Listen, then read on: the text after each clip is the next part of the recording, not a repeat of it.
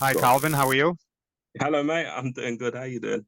Yeah, I'm good. Thank you very much. Thanks for coming on the podcast. Yep. Thank you. Thank you for having me. First podcast ever.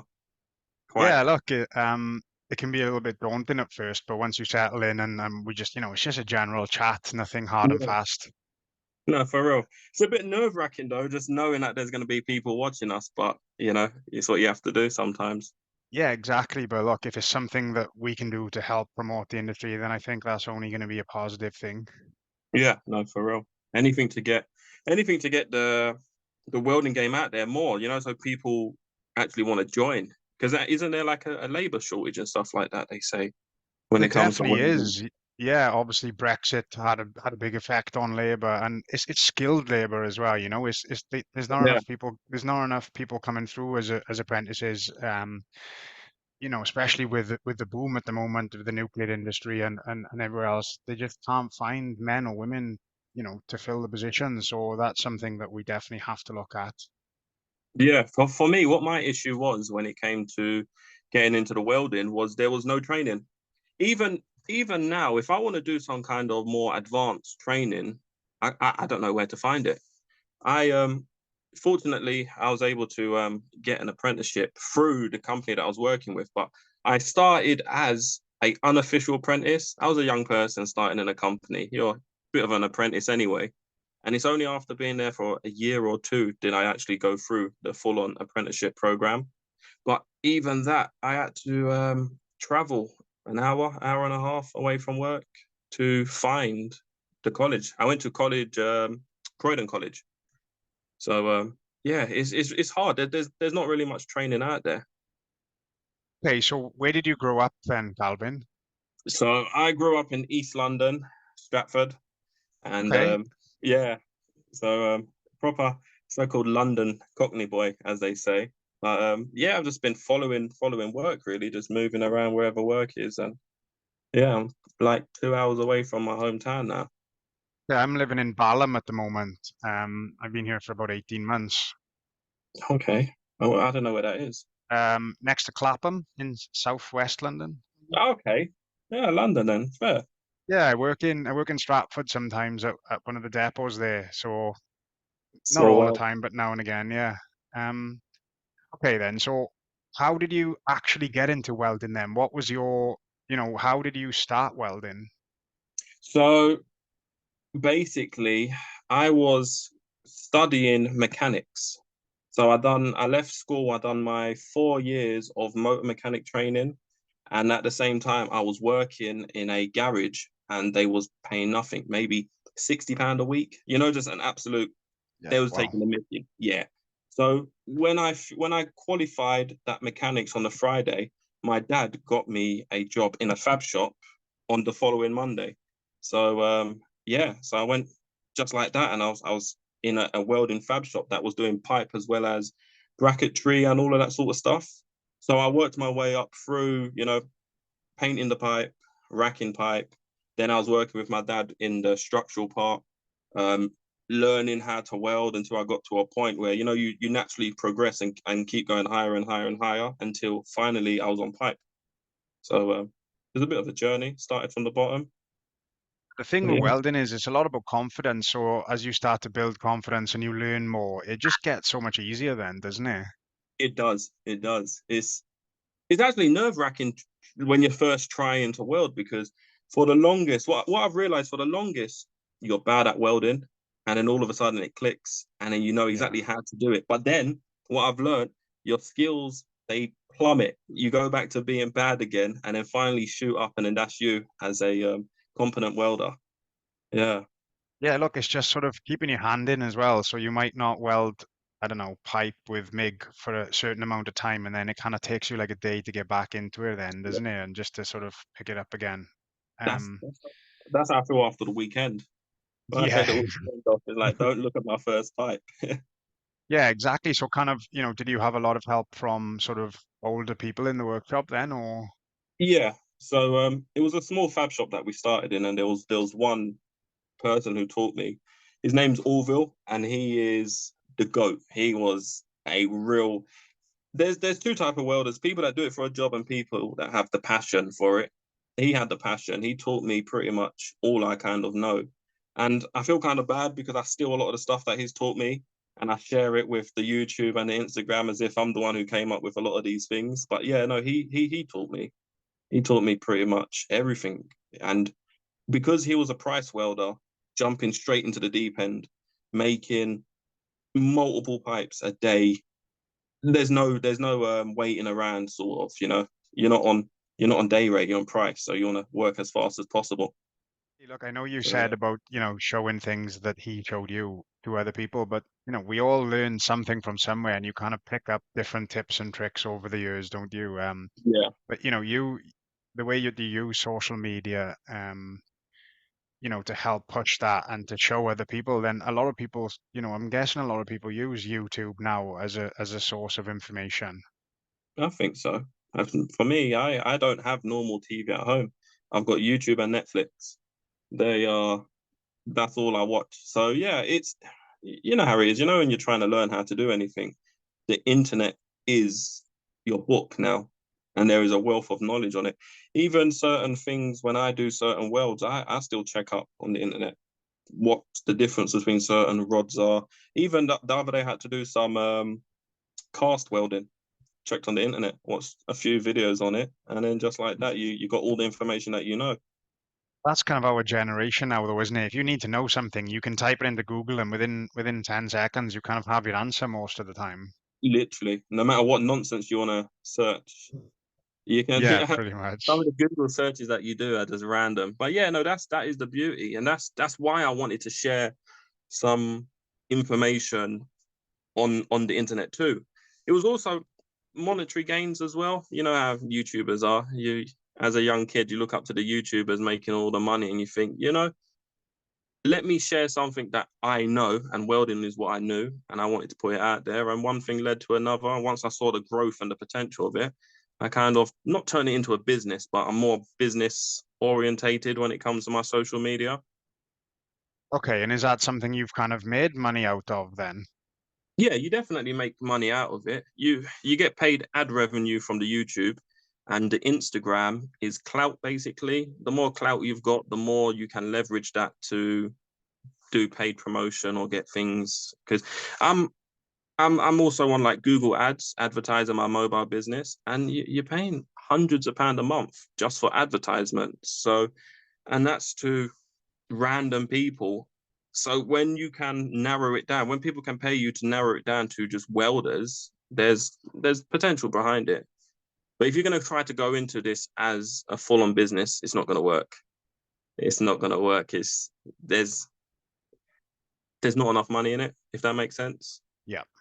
Yeah, it's not. But There's not. but obviously for you, if you can just earn a little bit extra on the side, and if that extra money helps you promote your own company and brings in customers for you, then it's kind of a perfect balance then, isn't it? Yeah, yeah. I'm basically net neutral when it comes to the revenue that I bring in compared to all the promotion that I pay out, and uh, I pay even video editing software £50 a month. Yeah. It all adds up. So Yeah, of yeah, course, but it makes obviously sense. if it's a passion of yours and if it's something you enjoy doing and something that you get something out of, and if you help to sort of promote the industry, then that's positive. Yeah, yeah. My goal is to obviously turn it into a business where I can hire a cameraman, an editor, and I can Yeah. pump out some videos. I can when I first started, I was doing like a video a week, but that was really difficult to do. Each video was taking in the region of 10 hours to edit. And yeah, spacing that out in your evening times it was tough. But yeah, I do want to get to a point in life and with the channel where I can just do viewer requests. There's so many people that want me to do certain things, but I just got no time. I got no time to do certain videos, which is a bit of a shame because I guess that's the sort of thing people need help with.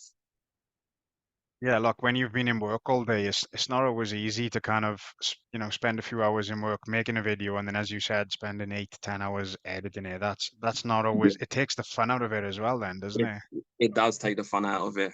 Yeah, it does. And then you put all that work in, and it's a good video, but people may not like it. That's why if you want to do it, you have to have the passion to do it, and that will keep you going. I have been a bit neglectful when it comes to the channel, but the Instagram, I'm on the Instagram a lot more. I try to post every day, but again, it is difficult being, a welder. This is a full-time job that I'm doing. I'm doing a full-time job as well as the social media, but it helps out because how me and you are talking right now is through the social media. So it's one of them things where you have to do it. You have to be in it. Yeah, exactly. I came across your YouTube channel. Obviously, lots of views, lots of subscribers. So tell me, how did that start? How did you end up starting? Was it YouTube that you originally started with? Yes, it was YouTube. Um, I don't I don't know how I started. It was, just a dream kind of. As a young person, I was watching all of the Call of Duty online games, and then you'd be, when you just watch people play games on YouTube. So I was always in that life of YouTube, and naturally, I wanted to do it myself. And one time, I just put my camera up, I recorded it, and then fortunately, one of my early videos blew up, and that kind of made me realize this could be something. So I was able to then just focus on it more. When the first paycheck came in, I bought a camera, the video editing gear, and then just like that, I'm a so-called YouTuber now. So what was your first video that blew up? It was a pipe welding video where I was doing some 6-inch butt welds and weld necks. I think now it's sitting on 5.5 million views, Wow, and okay, that's impressive. it is impressive, considering. But when it first blew up, I got a few thousand followers, and that just got you above the bar where you could start making money. And yeah, and it was that's what made me proper focus on the YouTube, getting them views. So have you found it a challenge to kind of keep getting the views? Because it must be difficult to think like, what content am I going to make? Yeah, it is. Trying to trying to keep the channel growth. Um, where I do a lot of social media, that I kind of understand a bit more about the algorithm and stuff like that. And you've got to be in it to be relevant. And if you consistency is key. If you forget to put up a video and you neglect it for a month, you're down at the bottom of priorities. No one sees you. And then when you do put a video up, you get no views, and then you're disheartened from it. You got to be in it to win it. Basically, consistency is key when it comes to social media. Yeah. Okay, so do you think one podcast a week is going to be enough at the moment? Because that's what I'm aiming for. I have a few pre-recorded so that hopefully it doesn't, get too much in the evenings after work. You need to do one a week minimum, Minimum. Yeah. minimum. But you know what? No, let me take that back. You later on when your channel grows, you can do one a month or whatnot, and you'll get the views. But I guess early on, you do need to pump out as much content, and these early ones aren't going to get any views. Uh, Yeah. there's going to be no views. You need to because right now, welding podcast. Am I going to be number two or No, you will be number 6 currently. so? Now, when your number two is out, you've only got two videos out there. That's not a big enough net. When you've Yep. got 30, 40, 50 videos out there, that's when your net is bigger, and then you can start drawing in the views. But a lot of the videos that I see, you're not you unless you blow up, you're not going to start seeing any return for years even. Well, look, It, maybe I need to take some tips off you and we can have a bit of a yeah, chat about that. it is a hard graph. Maybe when YouTube, I think like back in like 2006 or so, a few years after, once monetization came in and it was flowing, maybe then it was a lot easier. But now the social media game is saturated when it Yeah. comes to accounts. Everyone's doing everything. I was watching a video yesterday of a man sanding toys down on sandpaper.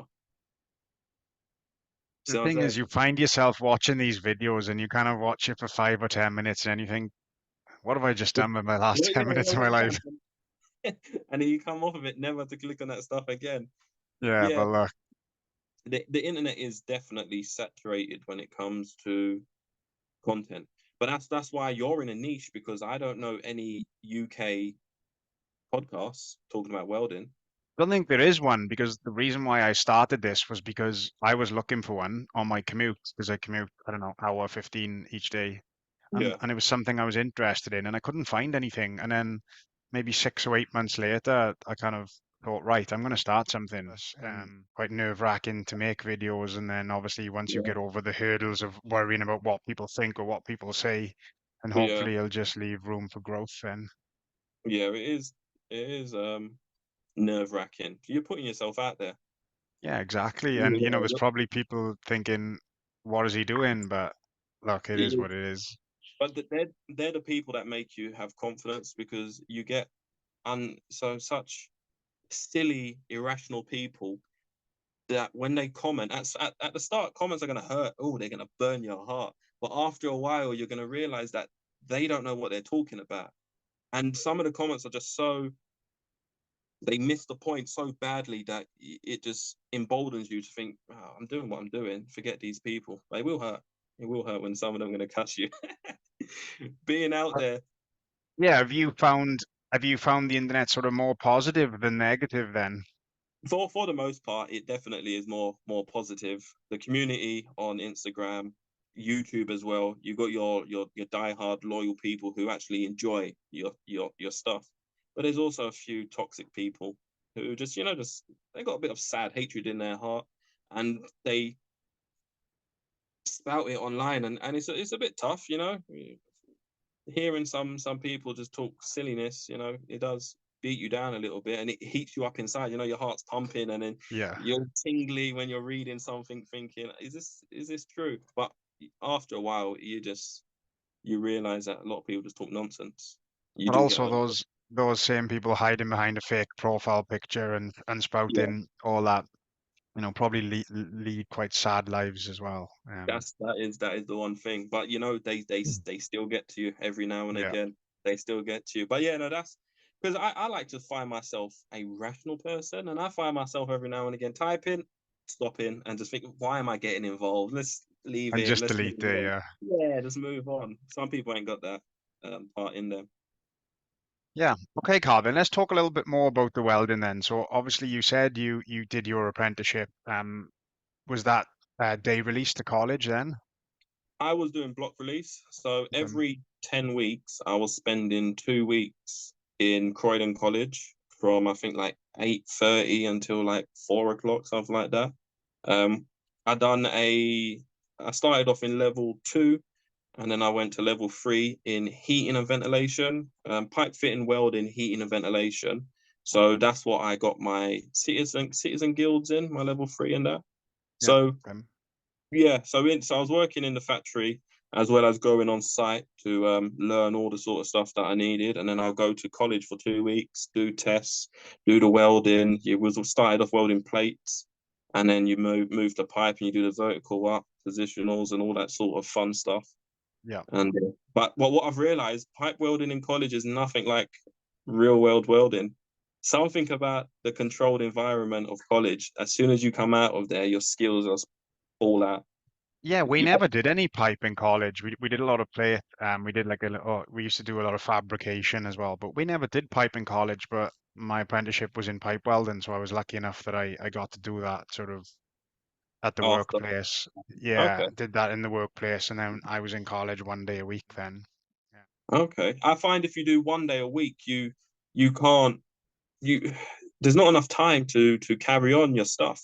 I can leave one day, do a welding lesson at the end of the day, leave and come back to it in the morning, and my stuff's still there, set up. Day two of learning.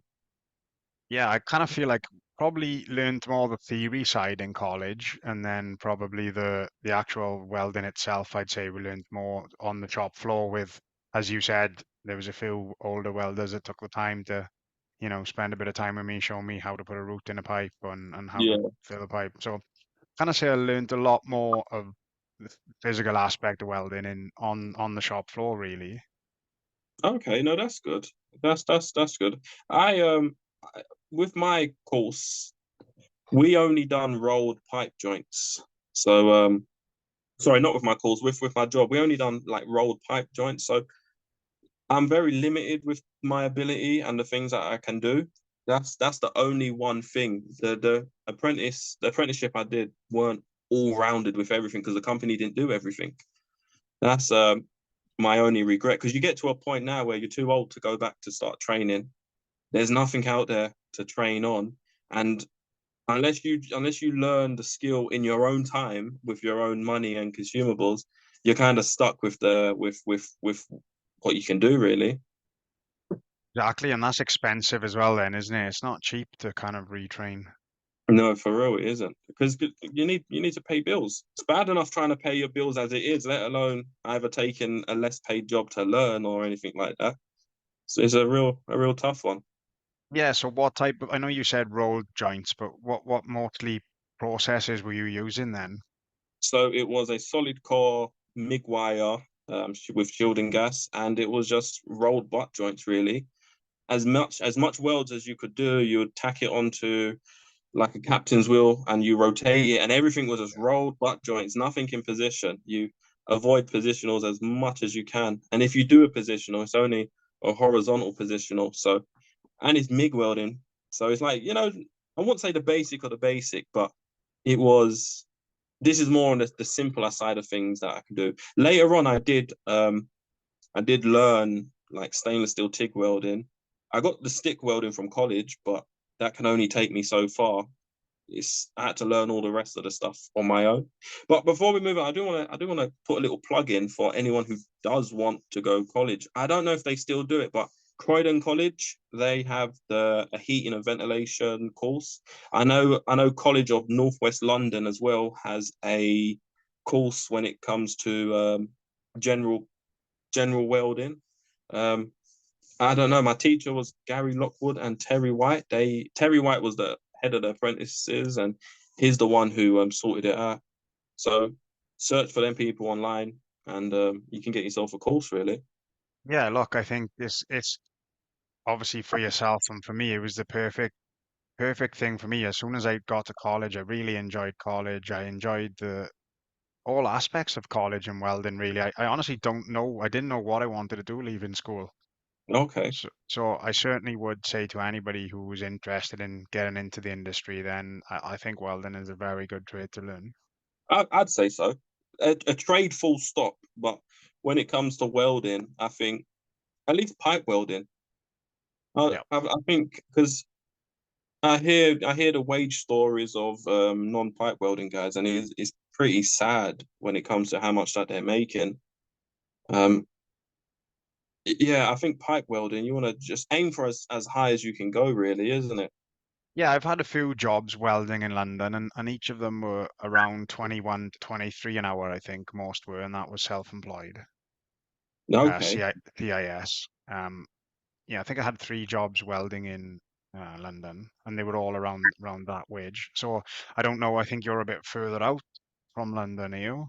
Yeah, yeah, I'm further out from London, but we're still kind of basically London rates. But Okay. price work is completely different because you on price, if you break down how much you make, but you have to see this rate here is gross because you still got to take tax out of it, but it's around £30 an hour minimum, kind of. And Okay. but that's being on the price work. Some people I know they be making even more 40 an hour, but you don't make it every day. There's no Yeah. work if you're lazy. So it's really up and down. But being a price welder, you can easily gross 70,000 a year. Oh, no, Yeah. that's good going. Yeah. Yeah. So it's exactly the same as if you're not on price work, but the difference is you're a subcontractor, so you're a sole trader, um, and you get paid for per drawing that you do. Not many not many fab shops do that because you just need a lot of work turning around. So that's the only issue. But yeah, price work is just you get your drawings, and as soon as that drawing is finished, signed and checked and signed off, you get paid for what that drawing is. So each size pipe has its own value. So each size butt weld, flange, socket, square branch, everything has its own price, and you plus it together on the drawing, which gives you the figure. And Yeah. you just go through the drawings like that, and at the Well, end I of the can week, certainly see why you'd want to roll everything if that was priced, because obviously it's so much quicker, isn't it? But yeah, you kind of balancing everything out as well then, so putting sort of counterweights on everything yes, and that's yeah. literally it. You have a big old, I think I had a 24-inch hockey stick. We call it hockey stick, one elbow, two flanges, and then you just shove a whole bunch of weights on one side and it counterbalances itself on two Yeah. and a half inch everything. You counterbalance everything. But that's again because of price work. I wouldn't recommend price work to everyone because it's tough. It's tough. You have to work. You have to work like a donkey in order to make money. Yeah, Yeah, well, it's graft, isn't it? Because you're non-stop and non-stop. especially if you're rolling everything and especially with the MIG as well, it's no break, is it? No, it's there's I have we call it a working lunch break where you're eating your bay, and as soon as you're done eating, you go back to work just to try and make the money. You're chasing the money, innit?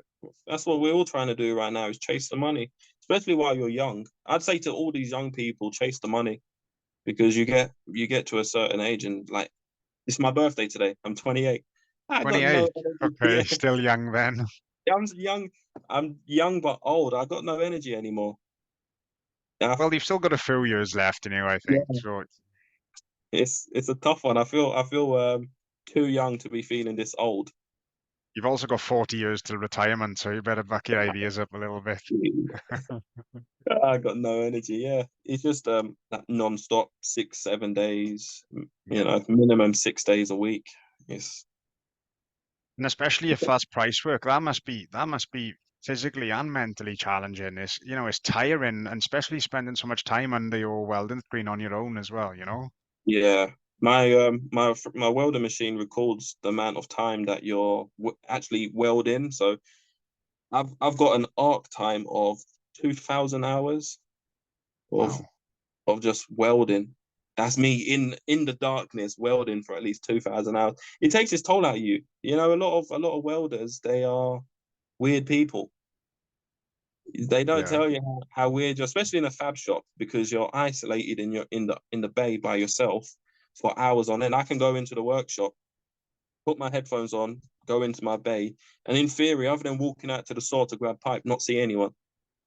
And some people don't have headphones on. Some people are just there with their thoughts, and then you hear them. They have these crazy outbursts of screaming and just saying random things. It does drive people kind of insane, doesn't it? Yeah, I would always be listening to. I would always just keep one headphone in so I could listen to music or a podcast or whatever. But then I could still kind of hear what was going on as well. But I couldn't have done that without music. I need Yeah, something to pass the time.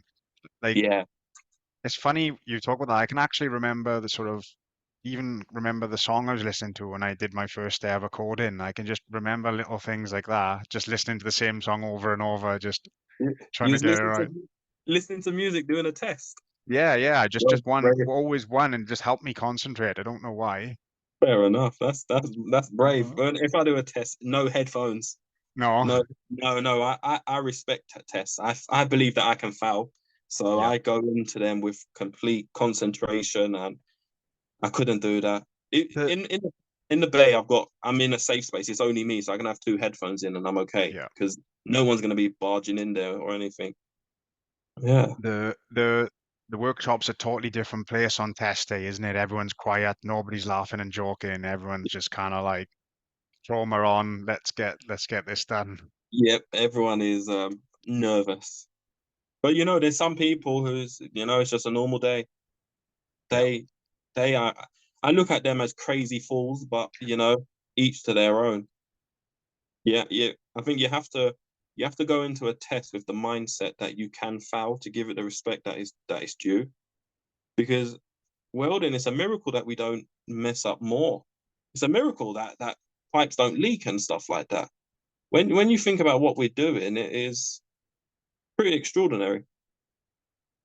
Yeah, look, it's such well, obviously the UK is understanding now with the skills shortage and the labor shortage, but it's a tough trade to master, isn't it? It's not easy. And when people ah, it's just welding. But then when they bring someone in to come and do a welding test, give them 4 or 5 tests, and people can't do like all different processes, different positions. It's difficult. It's not obviously a lot of people can, but then a lot of people will kind of say, yeah, I'm a welder. They can weld downhand with a TIG or they can weld with a MIG. It's difficult to find multi-processed welders. And the ones who are good at that are probably working, on sites with the big companies. So it's not easy, is it? Yeah, no, for real. We've had many people come in and out the doors who can weld, and Yeah. you look at their things and they're winging it. They're I don't know how brave they are that they can go to a new place and just wing it. I'd be too nervous. Yeah, I kind of the one thing I remember is a welder kind of when I was an apprentice, he was as you said, an old boy in the fab shop, been there for years, and he took me over to where everybody's tests were and said, have a look at these tests. So we had a little look at them and he showed me all the different ones and he said, how can these people be paid the same amount of money as me when you look at mine and then look at them? He's like, Yeah, always take pride in your work because people will look at your work when you're not there, and yeah, that's sort of what they will think about you. And kind of always stuck with me. And then, you see on test day one of the other welders coming over and shining a torch in your butt to have a look at your route, or it's always welders are really nosy, aren't they? Always sort of having a look yeah. what other people are doing. No, it's there's a bit. Yeah, I completely understand that because you want to do the best you can because you don't want no public humiliation. Yeah. But at the same time, I like to see other people's worlds. So when I compare them to mine, it can give me confidence. Like, Yeah. okay, it just needs to be better than this person's world. But no, it is difficult welding. I won't lie, especially pipe.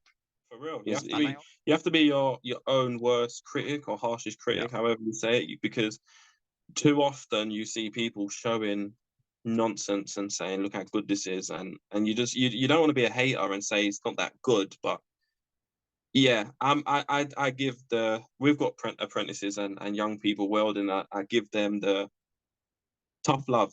They show me a weld, and I'm like, good, that's good. But do you want the truth? And then Yeah.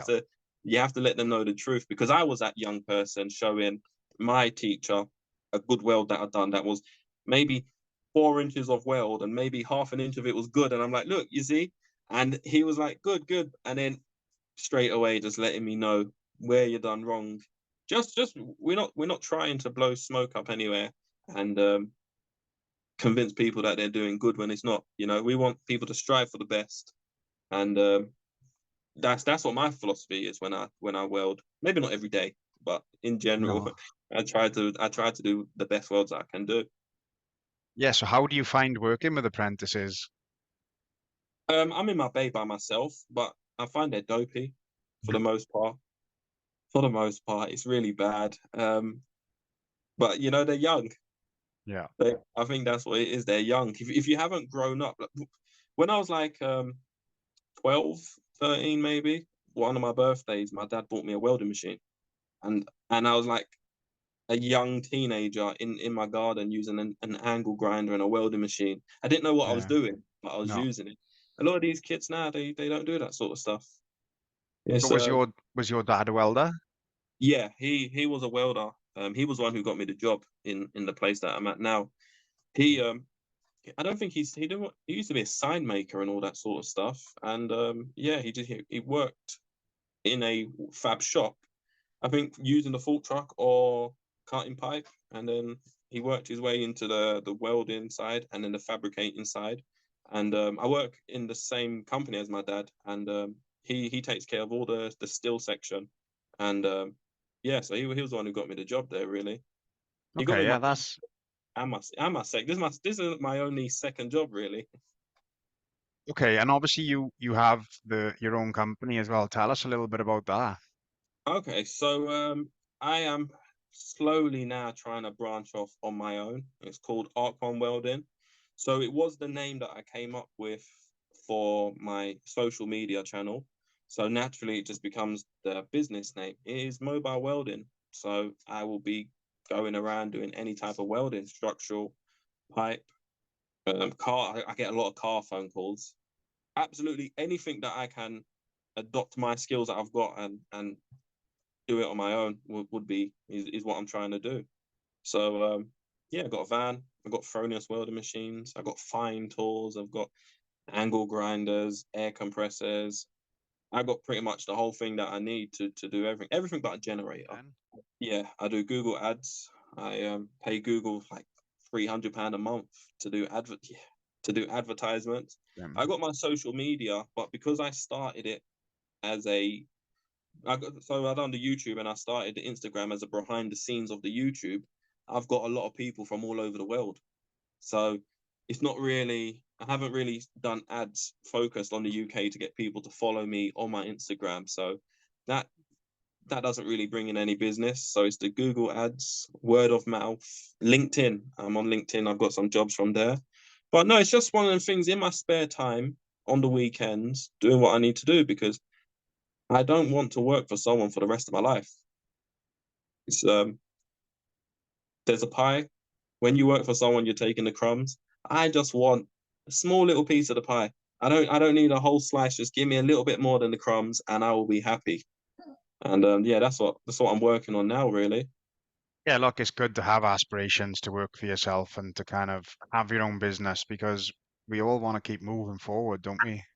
Yeah, no, for real. And there's more money. There's more money when you're um a so-called business because I can give you an example. Money. I like to talk figures because that gives you a bit of a better idea. Say you want to go on site and weld pipe for someone, a good wage to do that is maybe 280 a day. That's someone, that's good from what I'm hearing now. But if you're a business to a business and you've got all your kit and all your stuff, a flange or two, you can charge seven, eight, £900 to do a flange or two. So the money is just so much more better to do it that way than working for someone. But you just have to invest in yourself. That's the problem. Yeah, of course, and it's just building up a client base as well, as you said, using the different platforms to build up a reputation. And once you have that, I feel like you'll just take one lucky break, one Yeah, you'll get in with one company or get one job, and that could be kind of you set for life. and for real. And yeah, no, for real. But you just have the right mindset. It's hard going. It is hard going trying to do it on your own, especially trying to pay your bills, work at the same time. I'm in a good place. The people I work for, they're really nice people, and they because I'm a price welder as well, a sole trader. I can come and go with a little bit more flexibility than someone on the books. So that allows me to focus on myself as well. To be able to put foundations down on my own business eventually. Yeah, so the company have they been supportive of the YouTube channel and things like that? Yeah, they have. At the start, it's always like, why is he talking to himself? It's always Pretty weird when normal for a welder anyway, that is, isn't yeah, that's it? true. But at the start it was weird. No one you don't really know the potential of it until I started to get free things, sponsorships, discounts on stuff like that. It just snowballs and then you can see the worth behind it. But you have to know someone in social media to understand what value social media brings. Okay, yeah, well, it's good that that the company have allowed you to kind of build that platform, and because it can be difficult with sort of, videoing during work hours and Yeah, whatever, but everything is all anonymous, so that's the one stipulation that is from it, which I completely respect, and I make it very clear. I don't tell anyone who I work for where it is. I just try to keep it. That's their business. They allow me to do it. I'm trying to teach people in the video, so you don't necessarily need to know. If you want any work done, you can give me a call. I can come do it for you. But if not, yeah.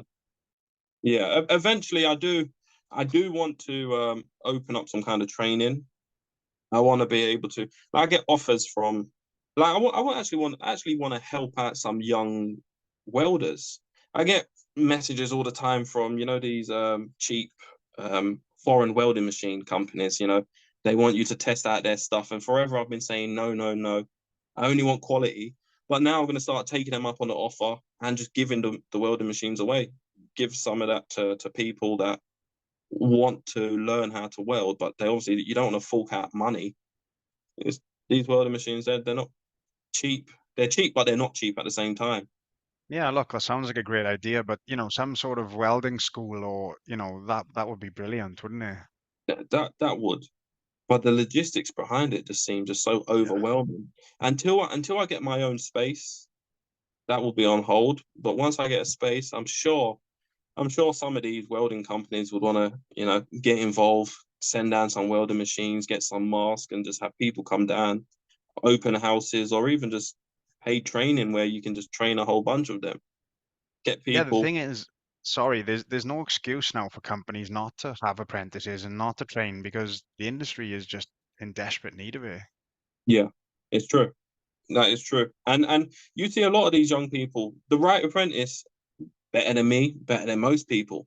You can't compete with a young person who's really good at welding. I get messages from them all the time sharing me some of their posts. Sometimes I think they just want to flex because they send a perfect weld and they ask me, "What do you think about this weld?" And there's nothing to comment. They know what they're doing. Yeah, But you yeah, know it's good. yeah, they know it's good. I know it's good. But yeah, if young people are good, it was with everything. You don't need to be in it for years to be good at it. Just the right teacher, the right opportunity, and you can get some really really nice welds. Okay, Calvin, so you briefly spoke about, the new company. So what's next? Is that kind of your main and end goal then, just to keep building the company, potentially open up your own workshop? For my goals now, I think so. I think that's it. Um, when I bought the van, I just knew obviously more opportunities to make money and then do mobile welding. At first, I was thinking, do I want to go into making parts for houses, mobile stuff, plant repair, cars, exhaust pipe. I was just thinking all of that, but I've done a few pipe jobs, and I want to be a freelance pipe welder. Go where I'm needed, make pipes in the fab shop, and I think that's the goal right now. Just trying to make generational wealth. Really, it's I got a lot of people riding on my shoulders, retirements for them, and just job opportunities and stuff like that. So there's a lot of pressure to build something, if that makes sense. Yeah, makes sense. But look, you seem extremely passionate and extremely driven, and I honestly believe that if you put enough effort into something, that you can achieve that. It's true, and I wish I can take them words 100%, but there's a part that is luck. For a lot of these people, luck, and all I can do is work as hard as I can and be ready for when opportunity calls. Yeah, look, just keep grafting, and keep your options open because when your options are open and you sometimes you need to just sort of take a chance with two hands because if you let things pass you by, a lot of people complain, "Oh, I've been here this long and nothing's happened," but sometimes Yeah, you've just got to take the jump, haven't you? no, you do. Yeah, you have to. You have to. You, the opportunities come far and few between, and you just need to be ready for when the time comes. I give you an example with the TIG welding. So I was exclusively doing MIG welding. The company I worked for had some TIG work that needed to be done. So I asked to go down there when we had not a lot of work. I asked to go down there unpaid for the week, and I taught myself with a price welder, helping me here and there. But I was there for the week, and I was able to get to a stage after that 1 week that I could be able to do pipe at it. So when the next opportunity came, I was the one going down there to do the welding, and Yeah, that's look, and the best thing I can teach people is you with welding you can't be in a group. No one can carry you. Your skill speaks for yourself, and it's down to you to learn these things on your own because no one's going to teach you these things if there's not there, and you can't be a part of a group and learn. And people can pull like I don't know, pipe fitters. You don't need to be the best pipe fitter to be on the team with the best pipe fitters. Not when it comes to welding. If you can't do it, then you can't do it. I, I try to think that you're as good as your average weld. But judging is you're only as good as your last weld when it comes to judgment. Is like I said, you know, when you do a certain weld and it's just embarrassing. We're not Just uh, we're before not the perfect, inspector comes, just get a grinder on it, quick, hide. you know what I'm saying? Uh, you have to learn good grinding skills at the start, but you just have to put effort into it. That's the best way to talk about it. You have to put effort into it. Also just the knowledge of how to get out of something if it goes wrong, because you can worry and you can whatever, but if you know how to fix something, with a grinder or whatever, then it's easy enough to fix. Anything can be fixed, really, can't it? Yes, it really can. But it's that knowledge though, isn't it? That knowledge is key. If you're not taught something, it's hard to just pick it up and naturally know what to do when it comes to welding. Yeah, knowledge is power, they say, don't they? Yeah, knowledge is power. Yeah. Yeah. But Nice. yeah, so one thing I've been trying to ask my guests as well is, can you tell me a funny story from the industry, something that just comes on to the top of your head? Funny story. I I had a funny one, but I think I kind of explained it already, and that was just with the welders when they're just doing them random screams, you know, out of nowhere, just scream, making random noises in the bay. Other funny stories, you put me on the spot now. I think not so much funny stories, it's just the banter that you have Yeah. when you're all there just chilling. There's no egos happening. Everyone's just having a fun time, just chilling, really. That's what I can say, really. I don't know if I've got fun times though. Yeah, I remember one time using fart spray, spraying it into someone's respirator. That's a good Oh, time. When you an apprentice left a drink in my bay, so I welded a socket on top of it, piece of angle at the bottom of it. There was no way. And he's an apprentice. He has, I ain't cutting it out. That drink's staying there. Yeah, it's just yeah. I guess it's just the banter that you can have at work really with the boys. No, it is. It can be such a funny workplace, can't it? And as you said, kind of everyone having a laugh and a joke, and it just kind of helps pass the time. No, it really does. Because 10 hours a day, 6 days, 7 days, it does drag. And it does have a great effect on your body and your mind, because you're tired, you're run down. But those little things can help you get through then, can't they? Yeah, especially your body. I'm a firm believer. I don't want anyone to get injured at work. I I don't even want to get a hard pinch for work. That's my level of no pain. No one should get hurt. No one should get injured. That's why I try to push respirators. I used the Speed Glass G501, and I've also got a an extra filter on it for to filter out the actual harmful fumes rather than just a particulate filter. And I Yeah. try to push that on people so much. Don't mess with your health. I also try to tell people as well. You know when you're using the safety glasses, the ones that you would wear walking around site when you're grinding. I tell people that's nonsense. Change that to proper ones that seal around your face because people just want to do the bare minimums when it comes to safety. They wear the glasses. That's the bare minimums, even though they're still squinting, and every now and again it bounces on your cheek and into your eye. Yeah, you should have a full face visor on, really. I would always use the welding screen with the flip up. I had the same as you with speed glass. Yeah, And just flip up when you're grinding, because I've had something in my eye before and it's not fun. yeah. I went to the eye hospital one time with that, Yeah. and they used a needle to dig stuff out of your eye. It's Well, only once I've made that mistake, and it wasn't very nice, was it? it's nasty, isn't it? Yeah. Yeah, you just one. That's another thing I try to push on social media. It's just the safety side of things.